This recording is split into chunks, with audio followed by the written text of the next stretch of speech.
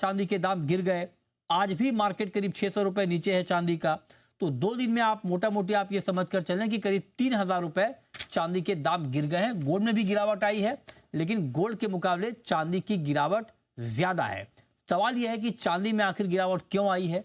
क्या चांदी में भी गिरावट और बढ़ेगी या चांदी एक बार फिर से कम बैक करेगी? इसी पर हम बात करेंगे। किशोर जी, बहुत स्वागत है आपका। आप जरा बताएं, आपको चांदी की इस गिरावट के पीछे की वजह क्या दिख रही है? नमस्ते मृत्युंजय जी। ये गिरावट में एक छोटा सा करेक्शन समझता हूँ। हम्म। मुझे अगर जहां से ये रैली स्टार्ट हुई है तो 18% की तेजी में अगर 3% गिरता है तो मुझे नहीं लगता है ये गिरावट है। ये एक छोटा सा करेक्शन है। एंड अगेन मेरे को लगता है ये बाउंस बैक होगी। तो आते कुछ महीने में जैसे फेस्टिवल सीजन्स आ रहे हैं तो मैं मार्केट में चांदी का कमिंग सीजन्स में वापस 1,18,000 से 1,22,000 की रेंज में चांदी देखता हूँ। तो ये बड़ी गिरावट नहीं है, ये एक छोटी सी गिरावट लगती है, लेकिन ये वापस बाउंस बैक होगी। ओके, तो आप कह रहे हैं ये बड़ी गिरावट नहीं है, छोटी गिरावट आपको दिखती है, ठीक बात है। अब आप जरा बताइए कि क्या ये गिरावट अभी आपको और बढ़ती हुई दिख रही है? सर मुझे नहीं लगता है कि चांदी अभी और इस रेंज से और टूटेगी। और इस रेंज से एक अच्छा अपॉर्चुनिटी है कि अगर जिस लोगों को चांदी लेना लेना है, लेट इट बी मैरिजेस हो या इन्वेस्टमेंट हो, तो मुझे लगता है कि इस रेंज में वो बाई कर सकते हैं। क्योंकि हमारा विजन जो था कि दिवाली के आसपास चांदी 1,40,000 के आसपास टच होने का, तो ये तो एक अच्छा करेक्शन है। तो ये fall is a good chance two by. क्या दिवाली तक 1,40,000 का भाव आप चांदी का देख रहे हैं? जी हाँ, मैं चांदी पे बहुत बुलिश हूँ। और हम्म। मुझे लगता है कि दिवाली के आसपास चांदी 1,40,000 के आसपास टच होनी चाहिए। ठीक है, अब मैं एक सवाल आपसे ये पूछ रहा हूँ। हालांकि चांदी में तेजी की कई वजह होती है, एक तो इंडस्ट्रियल डिमांड, एक इन्वेस्टमेंट डिमांड। तो इंडस्ट्रियल डिमांड तो अपनी जगह ठीक है, वो कायम है, आगे बढ़ने की संभावना है।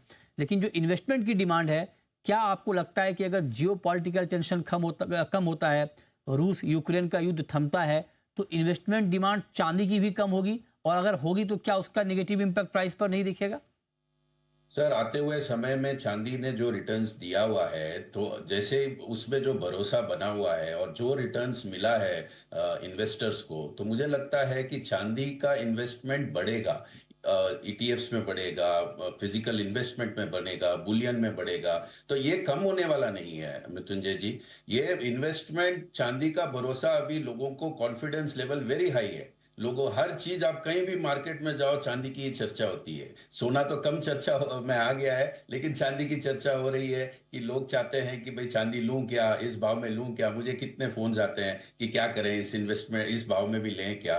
तो इन्वेस्टमेंट कहीं भी डाउन मुझे नहीं लगता है। पीपल आते हुए समय में आप जहां से मैं 2001 में चांदी 5,000 किलो देखा हूं, तो आज 2025 में चांदी 1,20,000 है। तो आप रिटर्न्स देख लो, कितना कितना जंप मारा हुआ है। उस तो अ, मुझे लगता है हाँ। उस लॉजिक से तो रुनवाल जी ये भी सवाल है कि 2011-12 में आप जरा करेक्ट करें अगर मैं ठीक बोल रहा हूँ, 75,000 के हाँ आसपास चांदी गई, उसके बाद 30,000 पे आ गई, और वो लेवल दिखने में फिर 10-12 साल लग गए। सर, वो तेजी ये फंडामेंटल तेजी है। अच्छा। ये वो एक गैम्बल की तेजी थी, लेकिन अच्छा, ये फंडामेंटल तेजी लगती है। चांदी में गैम्बल भी होता है क्या? शादी का गैम्बल तो होता ही है सर। नॉट एक्चुअली अगर इलाबरेट करें तो चांदी में एमसीएक्स का जो माना जाए, तो कमोडिटी का हिसाब से देखा जाए तो हम्म। इट इज अच्छा, ओके, ठीक है। तो आप कह रहे हैं कि इस बार की तेजी जो है वो ज्यादा सस्टेनेबल है, फंडामेंटली स्ट्रांग है चांदी का मार्केट, इस लिहाज से आप कह रहे हैं कि यहाँ पर तेजी चांदी में आई है। और आगे भी चांदी की तेजी आप कह रहे हैं कि दिवाली तक आपको 1,40,000 का भाव चांदी का दिख रहा है। एक आखिरी सवाल आपसे, आपने कहा कि मार्केट में बाई करना चाहिए, फिर भी कोई ऐसी वजह आपको दिख रही है जो अगर आ जाए तो चांदी में बड़ा करेक्शन आ सकता है? सर एज ऑफ सिचुएशंस देखिए, अगेन टैरिफ्स का सिचुएशंस हो गया, जियोपॉलिटिकल टेंशंस थम थम गया, लेकिन कोई मंदी तो नहीं आई है अभी कमोडिटी एक्सचेंज में।